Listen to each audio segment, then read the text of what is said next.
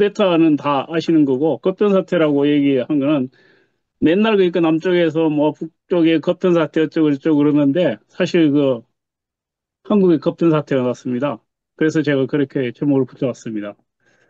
예, 한국에 쿠데타가 여러 번 있었는데, 우선 보면 뭐 1952년 부산 정치파동이라고 그러는 이승만 친위 쿠데타, 그리고 61년 5.16 쿠데타, 박정희의 그 정권 탈취 내란이었죠. 그리고 72년에 11.7 유신 쿠데타, 박정희 친위 쿠데타입니다. 이거 그리고 어떻게 79년부터 80년까지 이어지는 80년제 5.17 쿠데타, 전두환의 쿠데타가 있습니다. 그리고 2024년 윤석열의 친위 쿠데타 시도가 있었죠. 이렇게 있습니다.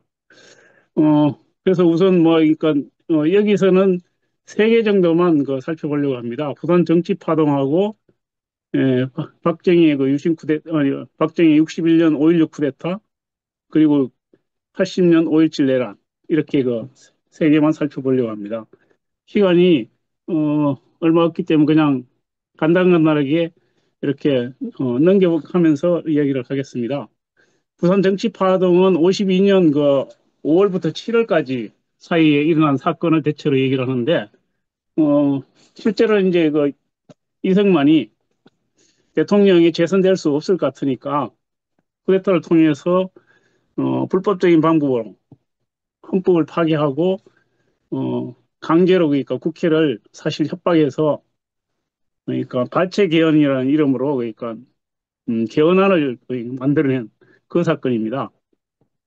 근데 이제 그 사건을 뭐 거슬러 올라가면 사실은 이제 1948년 분단정부부터 시작 된다고 얘기를 할 수 있는데 분단정부 수립 후에 여순항쟁과 사삼항쟁이 있었고 그런 과정을 거쳐서 어쨌든 이승만 정권이 자기 정권 위기 상황을 겪었지만 넘어갔습니다. 근데 49년에 이제 그런 자기 정권을 기반을 강화하기 위해서 국회 프락치 사건, 김구 암살 사건, 그리고 이제 반민특위 해산이라는 흔히 그러니까 1949년 6월 대공세라고 얘기한 이 사건이 있습니다. 이 사건을 통해서 어, 남쪽 내부에 있었던 그러니까 그 남북 협상파 중에서도 협상파 또는 개혁파를 제거하고 이승만과 한민당으로 대표되는 극우 세력의 그러니까 정치적 기반을 강화하는 이런 사건들이 있었습니다.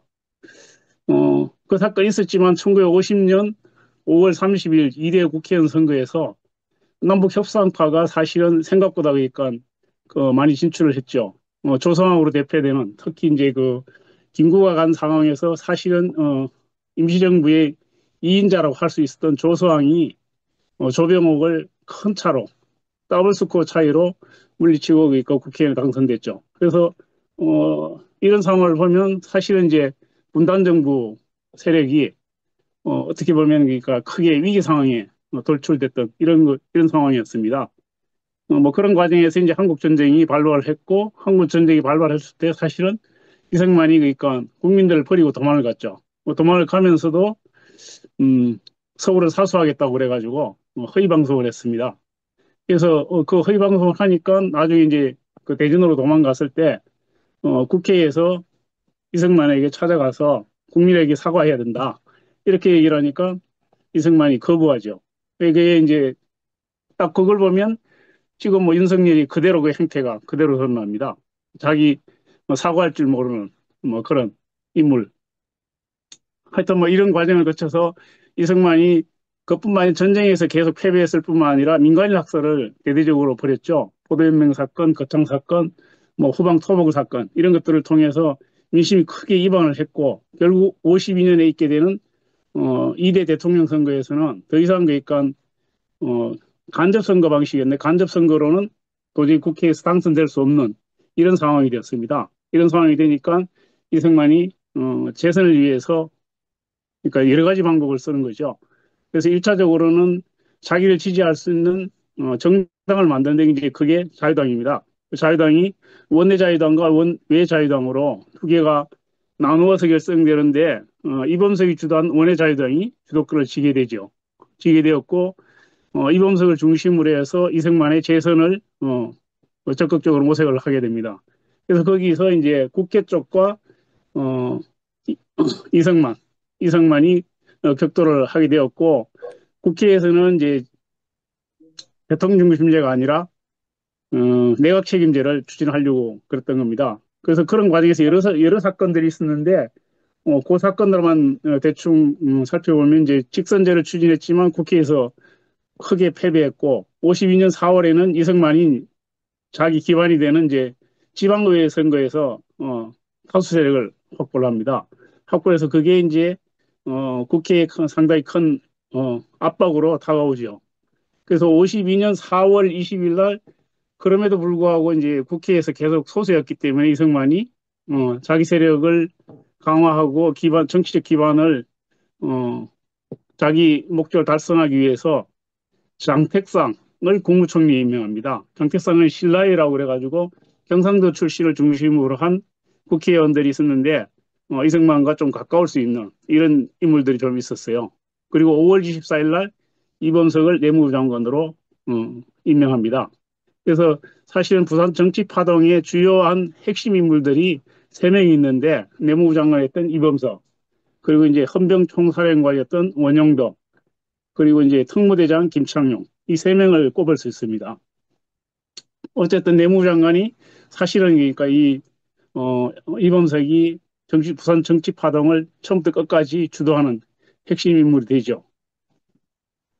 그리고 이제 이승만은 뭐 정치 깡패를 동원하고, 그리고 이제 그 당시에 서민호라고 내각제 야당의 맹장이었는데, 이 사람이 지방에 가서 서창선이라는 그 현역 대위를 권총으로 살해하는 그러니까 사건이 발생합니다. 이건 정당방위였는데 어쨌든 이걸 굳이 삼아서 이승만이 굉장히 압박을 가하죠. 그럼에도 자기 뭐 이런 그러니까 정치적 상황이 바뀌지 않을 것 같으니까 그 다음에는 음, 계엄을 선포합니다. 5월 25일 계엄을 선포하는데 계엄의 이제 그 이유로 내세운 것이 김창룡이 조작한 부산 금정산 공비 조작 사건이라는 게 있습니다. 김창룡이 이제 특무대장인 김창룡이 당시 죄수 7명을 풀어줘서 인민군 복장을 입혀가지고 나타나게 합니다. 이 인민군 복장을 입은 죄수들이 미군과 한국인을 공격해서 7명이 사망했다. 이런 발표를 해요. 그런 발표를 하고 공비가 바로 그러니까 그 수도 인근까지 들어왔기 때문에 계엄령 선포해야 된다. 이렇게 얘기를 하죠. 그렇게 그 사건을 조작해냅니다. 우리 지금 마치 그러니까 윤석열이 그러니까 북한을 뭐 공격해서 북한과 분쟁을 일으켜서 계엄을 선포하려고 했던 것과 유사한 그런 사건이라고 모습이라고 할 수 있을 것 같습니다. 그런데 이제 문제는 당시 그러니까 그 육군 참모총장이었던 이종찬 장군이 계엄 선포에 반대를 합니다. 군을 그러니까 정치에 동원하는 것은 반대한다. 이렇게 해서 거부하죠. 거부하니까 할 수 없이 그러니까 원영덕을 계엄사령관으로 지명하는데, 원영덕은 헌병총사령관이었습니다. 원래 헌병총사령부라는 것은 사실 어 그러니까 옥상옥이었어요. 원래는 육군본부에 헌병사령부가 있고 그 말고 자기 취임대로 만들기 위해서 만들어낸 건데, 이게 그러니까 해봐야 그 몇백 명밖에 안 됩니다. 병력을 동원해서 이 몇백 명으로 계엄을 선포하죠. 굉장히 불안한 상황이었습니다. 불안한 상황이었고, 그때 이제 김청룡 같은 경우는 자기 상관이었던 직속 상관이었던 김종평이 부산에 못 가게 합니다.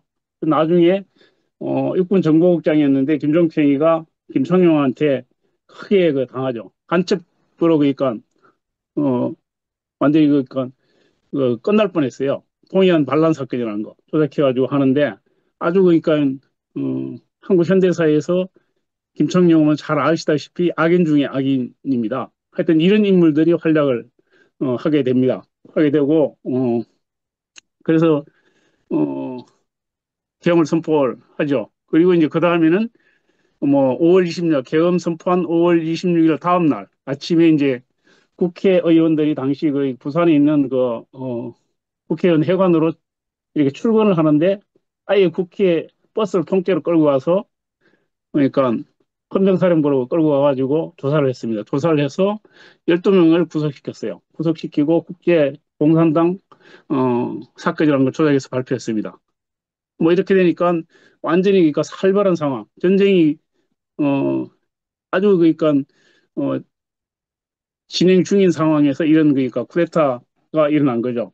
친위 쿠데타가 일어난 거고, 그래서 뭐 이때 그러니까 예를 들면 뭐 그 이승만이 사실 그러니까 몇백 명으로는 도저히 그러니까 이게 계엄이라는 게 걱정스러우니까 그 국방장관에게 시켜서 전방에 있는 부대를 빼가지고 부산으로 그러니까 투입을 하라고 지시를 해요. 그런데 이제 그 국방장관이 누구한테 지시를 하냐 하면은 당시 그러니까 작전국장이었던 그 이영문한테 얘기를 합니다. 이영문은 우리가 잘 아는 이건계, 그러니까 나중에 검사를 했던 그 빠친코 사건으로 감옥을 갔던 이건계의 아버지입니다. 이건계의 아버지고 박정희가 그러니까 어떻게 보면 뭐 유일하게 존경했다고 그러는 그런 인물이에요. 그 이영문한테 전방에 있는 부대를 빼라고 얘기를 하니까 이영문이 거부를 합니다. 어, 그러니까 뭐 사실 이때만 해도 군인들이 그러니까 이승만이 정치적으로 동원하려고 그러니까 잘 말을 안 들었어요. 그리고 이제 근데 이제 더 재밌는 거는 이영문이 박정희를 시켜서 이번 사건을 그러니까 우리가 그 군부가 개입을 해서 이승만을 끌어낼 수 있는 방법이 없는지 검토를 하라고 그러죠. 그래서 박정희가 주동이 돼가지고 육군본부에서 참모회의를 해서 검토를 합니다. 원영덕을 체포하고 이승만을 실각시킬 수 있는 방법이 없는지 논의를 했는데 그걸 가지고 한 몇 개 대대 정도만 동원하면 병력이 얼마 되지 않으니까 몇 개, 뭐 대대 정도 아니면 최소한 연대 정도만 동원을 하면 이승만을 실각시킬 수 있다. 이렇게 이제 말하자면 실질적으로 이건 역시 쿠데타인 거죠. 그걸 논의를 합니다. 논의를 하는데 그렇게 해서 뭐 이렇게 가능하다고 계획을 짜가지고 육군 참모총장이었던 유재형한테 얘기를 하니까 유재형이 안 된다. 그래서 결국 이 계획은 실패를 합니다. 근데 이제 재밌는 거는 박정희가 이때 그러니까 경험이 나중에 5.16 쿠데타를 하는 데서 굉장히 중요한 바탕에 깔리게 됩니다. 그 부산 정치 파동을 보면서 미국이 이승만의 그 불법적인 행동에 대해서 제동을 걸기는 하지만 제동을 걸고 그 다음에 이승만을 실각시킬 수 있는 계획 이런 뭐 방법을 고민을 하지만 결국 이승만을 승인을 해줍니다. 그러니까 박정희가 이걸 보면서 결국 미국이라는 이런 나라도 민주주의나 이런 것이 문제가 아니고 자기들 그러니까 국가 이익이 뭔지 자기들한테 이익이 되는 게 뭔지 당시 미국의 가장 큰 이익은 남한을 반공국가로 남겨놓는 반공의 보루로 남겨놓는 이런 것들이었습니다. 그런 점에서 볼 때 군인이든 누구든 그러니까 아주 과감한 행동을 통해서 선제적으로 대응 계획을 세우고 추진하게 되면 미국도 결국 승인할 수밖에 없다. 이런 것들을 보게 됩니다. 그래서 미국이라는 게 사실은 뭐 여러 가지 얘기를 하고 압박을 넣고 하지만 쿠데타도 잘 계획해서 빠르게 성공시키면 미국도 승인할 수밖에 없다. 이런 그러니까 확신을 가지게 돼요. 그런 점에서 굉장히 중요한 의미가 있다고 얘기를 할 수 있습니다.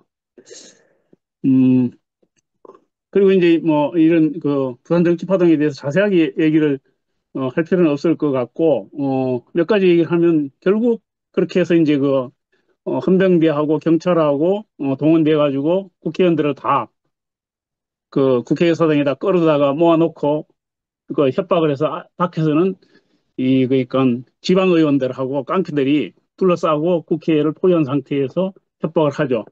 그렇게 해서 결국 어, 이 그러니까 7월 4일 날 7월 4일 날 그러니까 발췌 개헌안이라는 게 통과가 됩니다. 이 발췌 개헌안은 사실은 이제 미국에서 낸 안이었습니다. 물론 이제 형식은 국무총리 장택상을 통해서 타협적인 안처럼 만들어가지고 냈지만 결국은 미국이 이승만을 승인할 수밖에 없다. 이승만 대신에 다른 대안으로 장면 같은 경우도 검토를 하는데 도저히 장면으로서는 이 전쟁 상황을 끌고 갈 수 있는 그런 그 리더십이었고, 혼란만 더 가중될 가능성이 많다. 이렇게 판단을 해서, 결국 그러니까 승인을 하게 되는 거죠.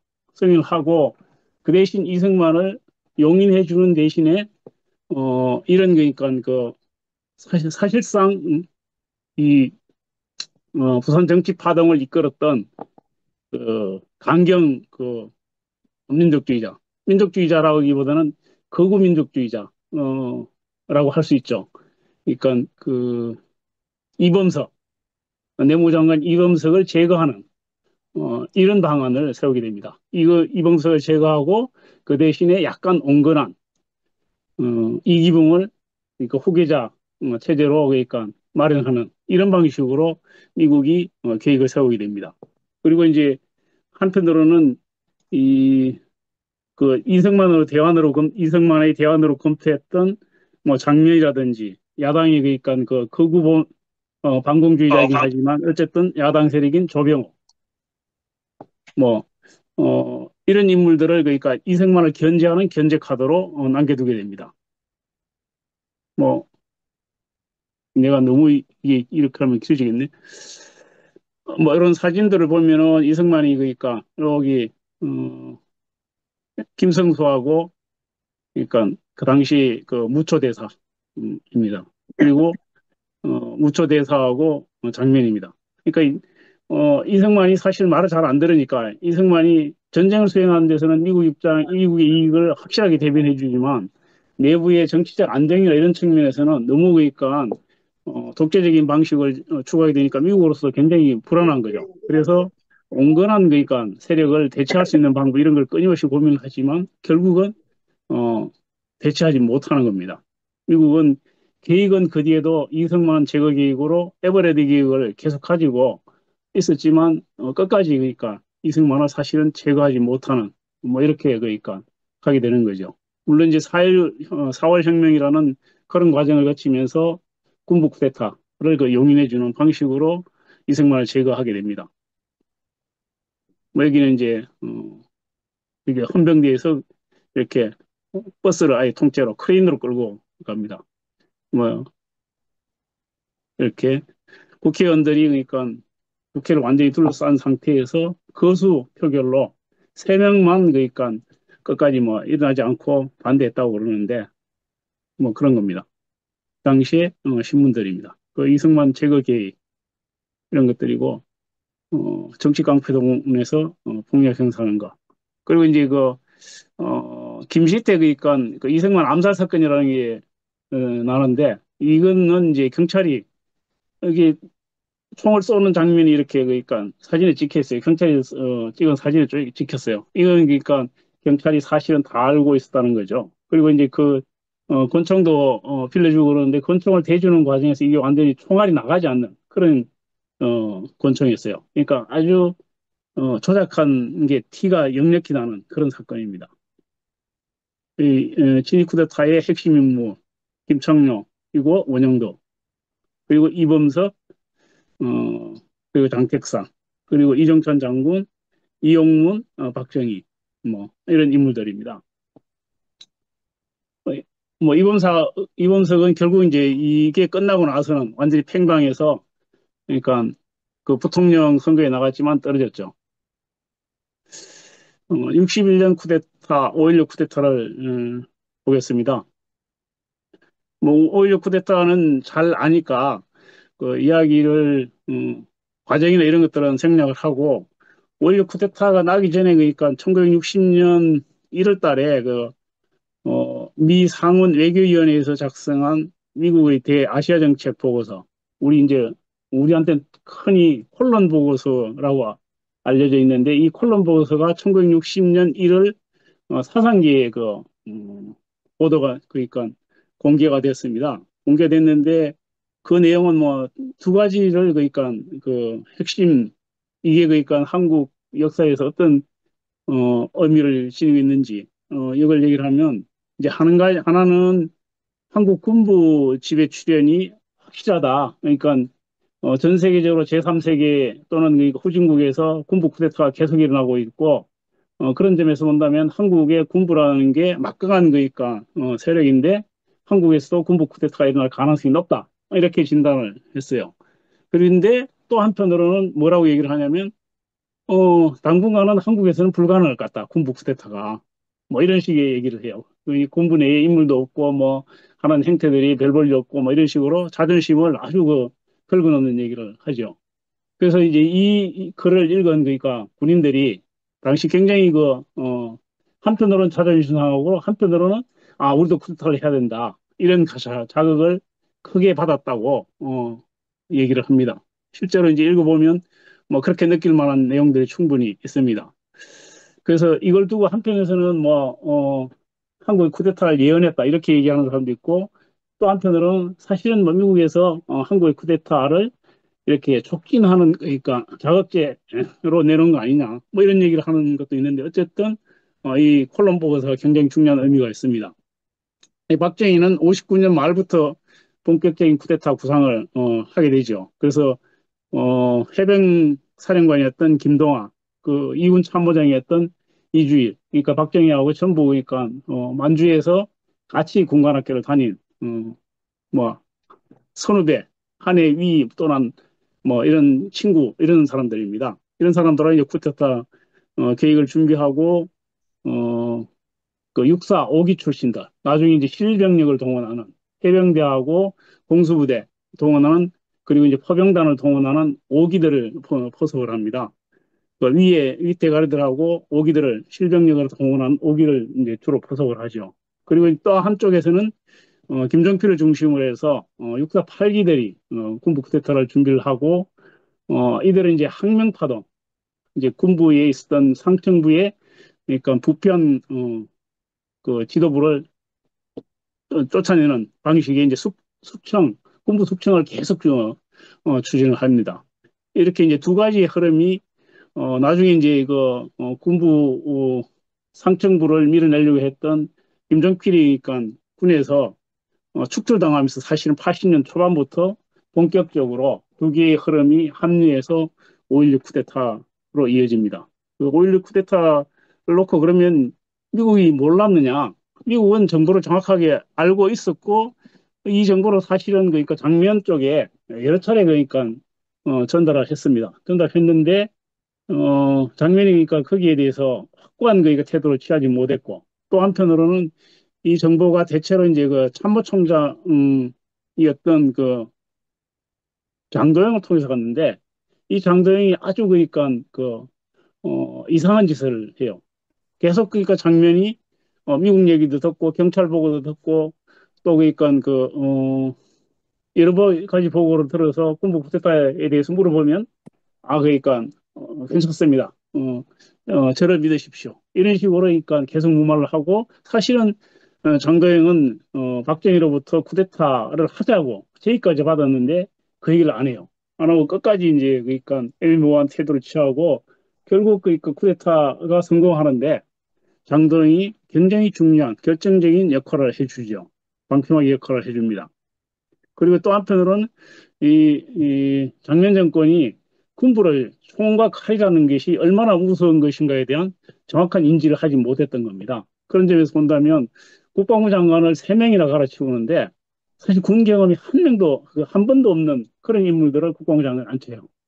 그 이형근이라고 이승만 시대에 그러니까 이승만 3대 3대장 정일건, 이형건, 그리고 백선엽 세 명이 이제 대장 출신인데 이 3대장 그래서 이승만은 이 세 명을 대장을 가지고 견제시키고 군부를 그러니까 요리하고 관리하는데 그 중에 한 명이었던 이형건을 국방부 장관에 앉힐 뻔한 그러니까 기회가 있었어요. 사실 이형건이 국방부 장관에 앉았었다면 쉽게 박정희가 쿠데타를 일으키기도 어려웠을 거고 성공하기도 어려웠을 가능성이 있었습니다. 그런데 장면 하여튼 그러니까 장면 정권의 결정적인 문제는 이 군부에 대한 관리 통제 여기에서 실패했다는 겁니다. 음, 뭐 그런 것이었고 그렇게 해서 하여튼 뭐 이 제가 그 과정을 설명하면 너무 시간이 걸리니까 문제는 이제 그 원육이 딱 나고 나서 미국의 입장인데 처음에는 이제 맥고르도 하고 그린 그 대리대사가 윤석열한테 이제 이게 군부 쿠데타를 무력으로 진압할 수 있다. 진압하자. 이렇게 얘기를 했어요. 그러니까 뭐 그런 사실도 확인되는데 윤보선이 그걸 거부하죠.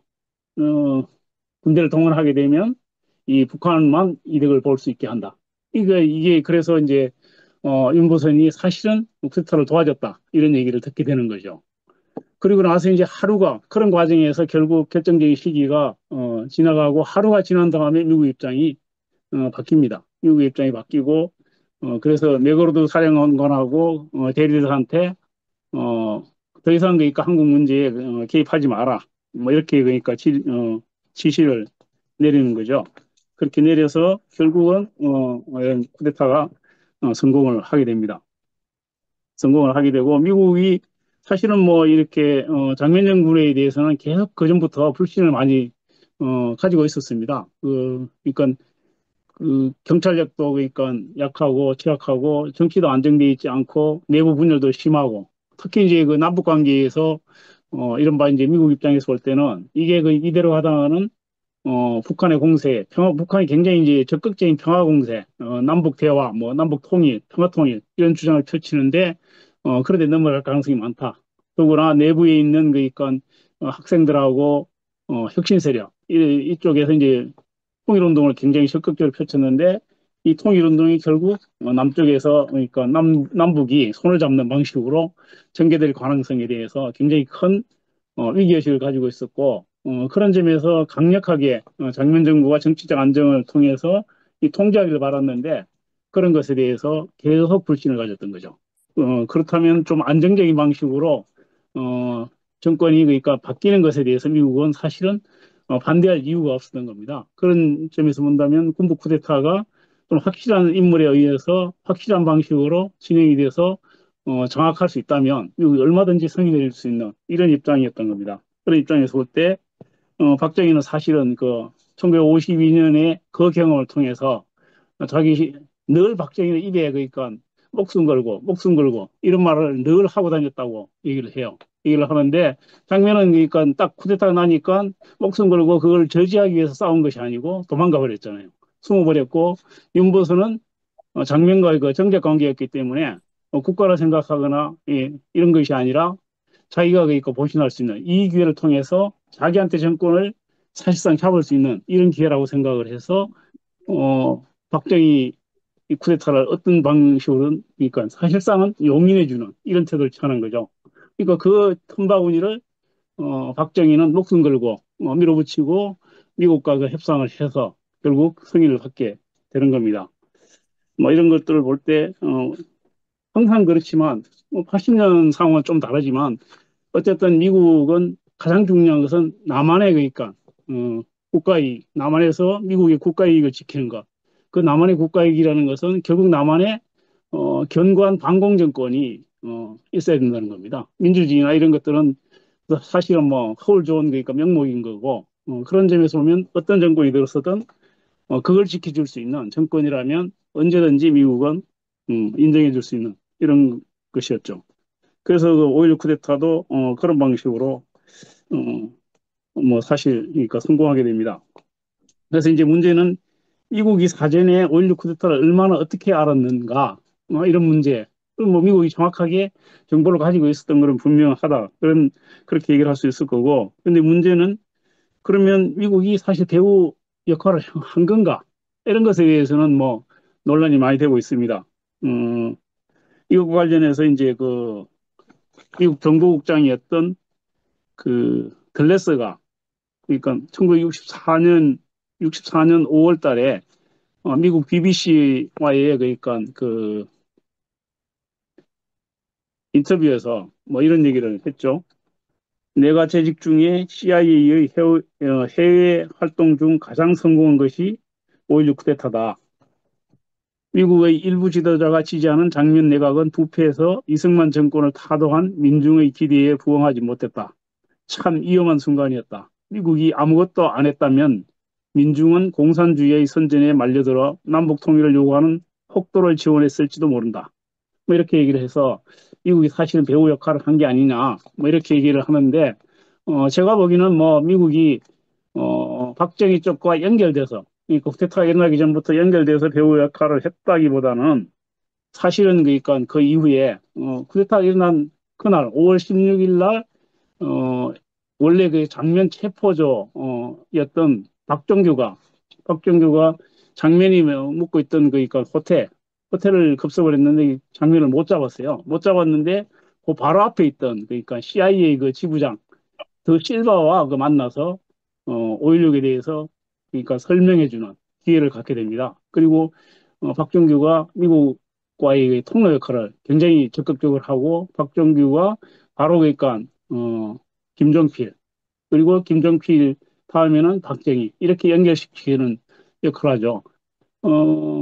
박정규가 그 깡패 같았는데 그래도 하여튼 그 미국의 공수부대 훈련을 받으러 가면서 그때부터 영어를 열심히 해가지고 영어를 잘했다고 그래요.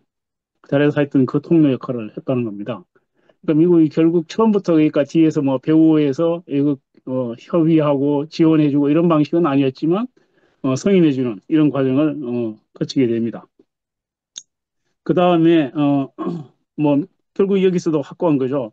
그러니까 그런데 이제 박정희 미국의 입장은 오히려 쿠데타를 승인해 준 다음에 문제는 박정희를 어떻게 길들일 것인가 이런 문제하고 또 하나는 박정희하고 김정필을 어떻게 찢어 놓을 건가 이게 60년대 박정희 정권 초기에 그러니까 미국의 굉장히 중요한 거니까 뭐 뭐라 그럴까요? 그러니까 대응 방식이었어요.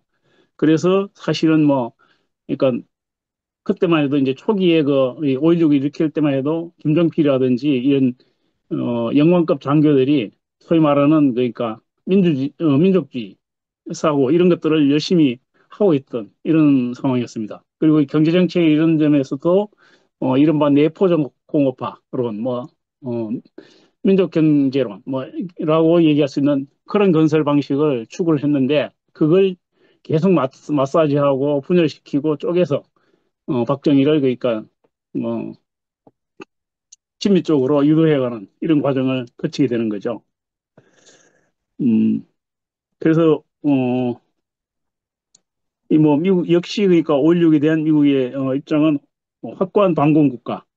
그래서 박정희는 이제 제 그 이른바 혁명 공약 1 제일 첫 번째 제1의 반공국시 뭐 이렇게 그러니까 어, 표명하는 거죠. 자신의 과거 그러니까 자익 경력이나 이런 것도 한편으로 그러니까 마사지하고 계속 그러니까 미국에 뭐 사실은 이제 충성 맹세를 하는 것이라고 할 수 있습니다.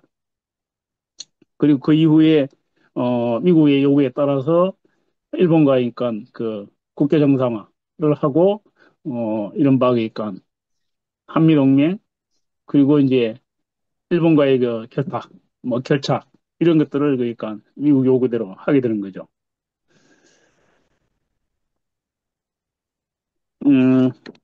80년에 그러니까 그런데 하여튼 뭐 결국 그럼에도 불구하고 이제 박정희 같은 경우는 미국과 사실 사이가 좋지는 않았죠. 좋지는 않았고 박정희의 세계관은 뭐 미국식 민주주의도 그러니까 받아들이지 않는 군국주의적인 사고였기 때문에 항상 박정희는 미국을 부를 때 미국 놈들이라고 그랬다고 그래요.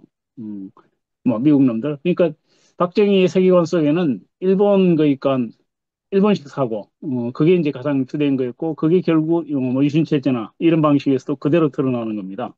그러다 보니까 이제 미국과 마지막에는 충돌하게 되었고, 특히 이제 유신체제 이후 지나친 그러니까 독재로 인해서 이른바 그러니까 카트의 인권 외교 이런 것과도 부닥쳤고, 코리아 게이트 뭐 이런 방식의 로부닥쳤고 또 한편으로 이제 핵개발 뭐 이런 것들로 그러니까 미국과 충돌하면서 결국 11.6이라는 이런 과정에서 사망을 하게 됩니다. 80년 12.12 반란하고 5.17 내란 이거는 한번 보겠습니다. 뭐 우리가 잘 아는 내용들이고 가까운 정리 대부분 사람들이 겪었던 거니까 뭐 과정이나 이런 건 생략을 하겠습니다. 대부분에서 그러니까 96년이죠. 96년 대법원에서 12.12는 군사반란, 하극상에 의한 군사반란이다. 그리고 5.17은 내란이다. 이렇게 그러니까 어, 법적으로 판단을 내렸습니다. 내렸고 그래서 사실 뭐 12.12 군사반란을 통해서 전두환이 이제 군권을 완전히 장악하고 그 다음에 보안사를 바탕으로 해서 장악하고 있던 그 정보력을 다시 이제 그 중앙정보부까지 장악을 하면서 완전히 이제 정보 권력을 장악을 하고 그 다음에 그걸 바탕으로 해서 5.17 쿠데타를 일으키게 되는 겁니다. 음, 이 12.12와 관련해서 우리가 이제 좀 알아야 될 거는 잘 알고 있지만 우리가 이제 하나회와 전두환이 가지고 있었던 가장 중요한 기반은 하나회와 보안사였는데 보안사가 굉장히 중요한 게 79년에 원래 보안사는 그전에는 박정희가 그러니까 그 충장을 그 사령관으로 임명을 했어요. 근데 어 이게 너무 보안사 권력이 비대해진다고 계속 그러니까 소장급으로 낮춰야 된다고 그래서 소장급으로 바꾸면서 전두환이 79년에 그 소장인데 보안사령관에 어, 임명됩니다. 보안사령관에 임명되고 또 하나는 이제 전두환이 보안사에 가면서 보안사를 아주 그러니까 이게 그러니까 살을 많이 빼요. 살도 많이 빼고 이른바 그 보안사 개혁을 하게 되고 또 한편으로는 그 이 보안사는 승진이 잘 안 되기 때문에 이 이른바 육사 출신의 엘리트 군인들이 잘 안 가려고 그랬던 그런 곳이었어요. 근데 이제 허삼수라든지 허화평이라든지 육군대학 1등, 3등 뭐 이렇게 그러니까 졸업한 이런 인물들을 그러니까 대거 데려다가 보안사를 아주 굉장히 그러니까 이 뭐라 그럴까 탄탄한 조직으로 개편을 하게 됩니다. 개편을 하게 되고 전두환이 그러니까 이렇게 하는 거는 하나회를 통해서 그동안 가지고 있었던 군부 인맥도 있지만 또 한편으로는 굉장히 촉수가 있었던 것 같아요. 그러니까 79년이 뭔지 모르지만 하여튼 무언가 큰 일이 날 것이다. 이런 느낌들이 있었다고 그래요. 그래서 거기에 맞춰서 보안사를 강화하고 또 한편으로 이제 주변을 정비하면서 굉장히 긴장을 하면서 79년을 맞았고 결국 그 12.6이라는 사건이 나면서 결정적으로 이제 권력의 공백 상태가 오니까 하나회와 보안사를 핵심 조직으로 해서 12.12를 통해서 군권을 장악하고 그걸 바탕으로 해서 그러니까 5.17 내란 쿠데타를 성공시키는 거죠. 성공시키는 선생님, 거고 이 화면 좀 넘겨주세요. 아 그래요. 내가 이게 혼자 어 예 지금 제가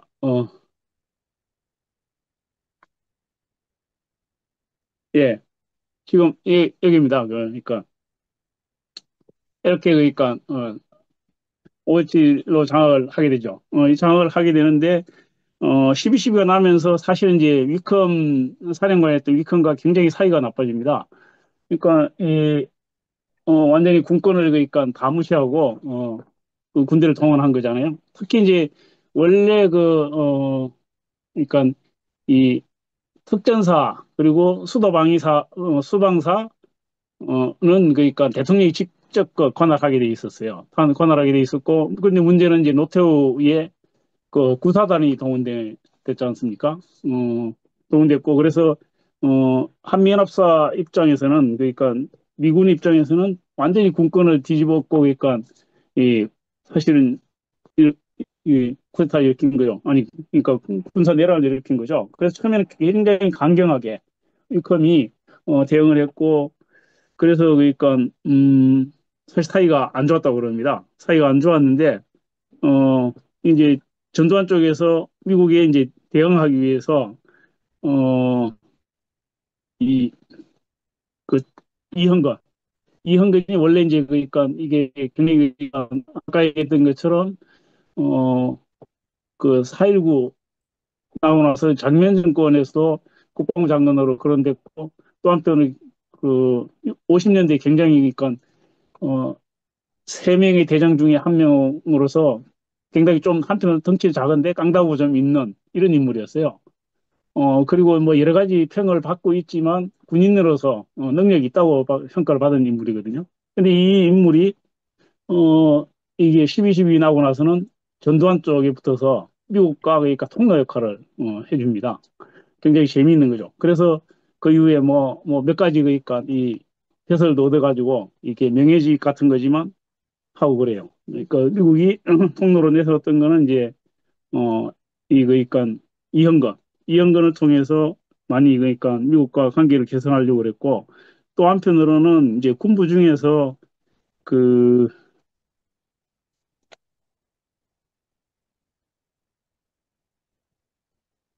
김윤호, 김윤호를 6인위원회를 만들어가지고 군부를 이제 정리를 하게 되는데 김윤호 같은 경우 그 이제 그 친미파인 겁니다. 원래 하나의 출신도 아니고 사실은 김윤호를 그러니까 끌어들여가지고 6인위원회라는 걸 만들어가지고 미국과의 통로, 미국과 관계를 개선하는 통로 역할을 시킵니다.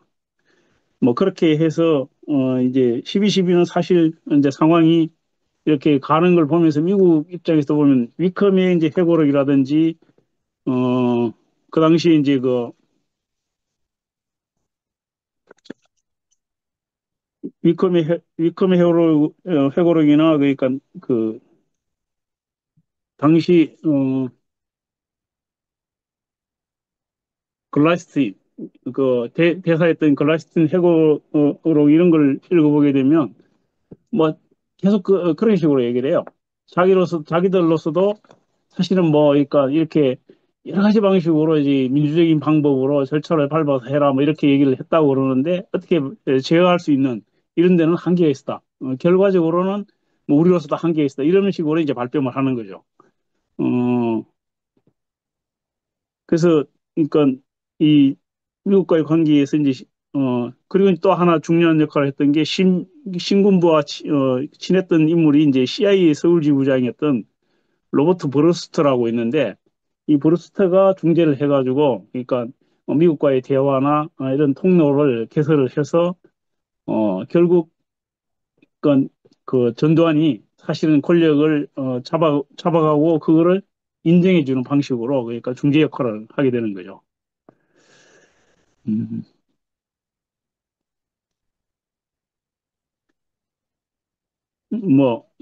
결국 보면 그래서 전두환 역시도 이제 전두환은 사실 이제 5.16을 굉장히 그러니까 5.16이 났을 때 직접 그 자리에서 봤고 그러니까 전두환이 사실은 어 대입 때부터 어떻게 보면 정치 군인으로서 박정희 옆에서 그러니까 전두환은 굉장히 그 여러 가지 역할들을 하는데 뭐 청와대에도 있었고 그리고 이제 그 중앙정보부 과장으로도 있었고 뭐 노태우도 마찬가지입니다. 보안사 그러니까 중량 과장도 했고 뭐 예, 이렇게 하면서 청와대와 그 주변에 계속 있으면서 박정희가 어떻게 정치를 하는지 그리고 어떻게 쿠데타를 일으켜서 성공했는지 이런 것들을 옆에 직접 본 그 인물들이었고 그런 과정을 겪었기 때문에 어, 12.12라든지 이런 걸 통해서 역시 똑같은 방식으로 박정희가 생각했던 것처럼 우리가 쿠데타를 성공적으로만 그러니까 이렇게 해서 성공만 한다면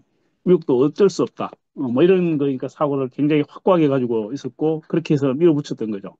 그리고 이제 미국 같은 경우도 계속 이를테면 이제 사이가 안 좋긴 했지만 어, 결정적으로 뭐 통제할 수 있는 뭐 이렇게 나서거나 그런 거는 아니었죠. 미국도 보면 계속 그 글라스턴도 그렇고 위컴도 그렇고 회고록에서 이렇게 이제 전두환이 처음에 요구를 하다가 나중에는 전두환이나 노태우가 이렇게 괜찮은 인물들이다. 뭐 이런 식으로 그러니까 말을 바꿔가요. 또 한편으로는 그러면서 야당 지도자들에 대해서는 계속해서 그러니까 비난 하는 이런 태도를 취하는 거죠. 뭐 그런 방식을 보면 결국 미국의 기본적인 입장은 그 공국 정부도 마찬가지고 특히 현지에 있는 그러니까 대사라든지 이런 그 사령관들은 현지에서 소위 이른바 그 북한의 위협 이런 것들을 강조하는 그런 사고에 그 찌들이 있기 때문에 그런 관점에서만 계속 바라보게 되는 겁니다.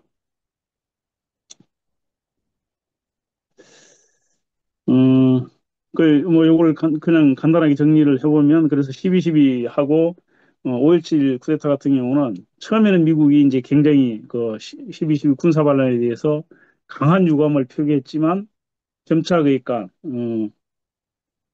신군부와 이렇게 접근해 가는 방식으로 그러니까 인정하게 되었고 어, 한국의 민주 발전이나 이런 것들에 대해서 확고한 의사를 가지고 있거나 지원할 생각이 있었던 게 아니고 미국의 가장 기본적인 관심은 미국의 국가이익. 그 국가이익은 결국 반공의 보루로서의 남한의 어, 확고한 유지, 북한과의 그러니까 어, 이런 대립을 확고하게 지킬 수 있는 그런 정권의 필요성, 뭐 이런 것들이 가장 일차적인 관심과 그러니까 요구였던 거죠.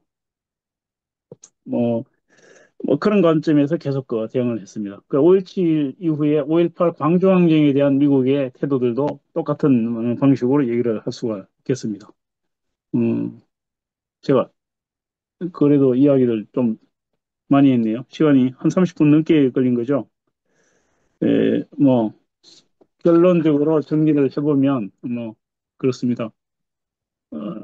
사진은 우리가 이제 그 12.12와 관련된 사진이고 서울의 봄이 굉장히 최근에 그러니까 영화화되면서 젊은 세대들한테도 이번 그러니까 윤석열 쿠데타에 대응하는 과정에서 도움이 많이 된 것 같다는 느낌을 갖게 됩니다.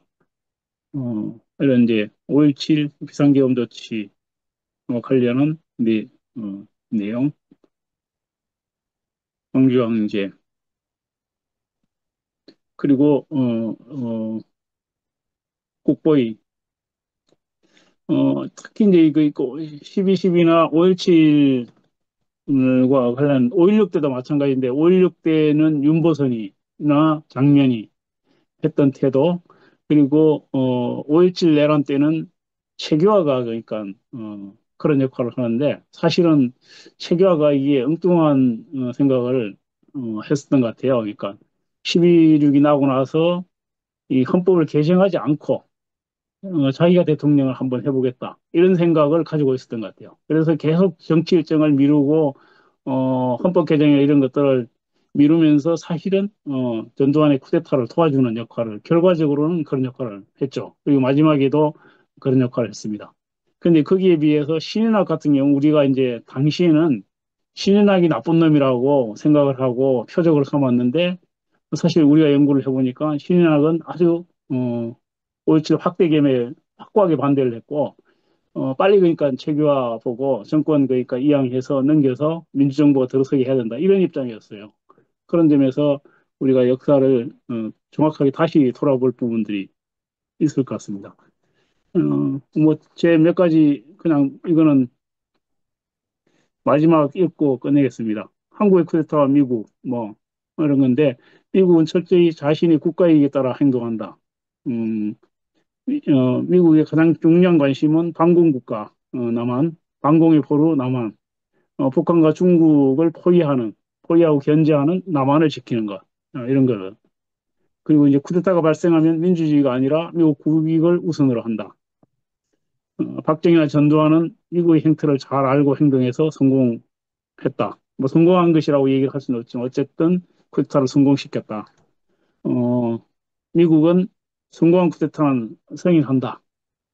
미국의 대한 정책은 한국민의 요구나 이해와 충돌하는 경우가 대부분이다. 특히 그 격변기에는 지금도 그러니까 미국이 계속해서 여러 가지 방식으로 개입하고 간섭하고 뭔가 그러니까 새로운 그 변화 이런 발전에 그러니까 제동을 걸려고 하는 모습들이 계속 보이죠. 그래서 역사 발전에서 가장 중요한 것은 깨어있는 시민의 힘, 민중의 힘이다. 뭐 이렇게 얘기할 수 있겠습니다.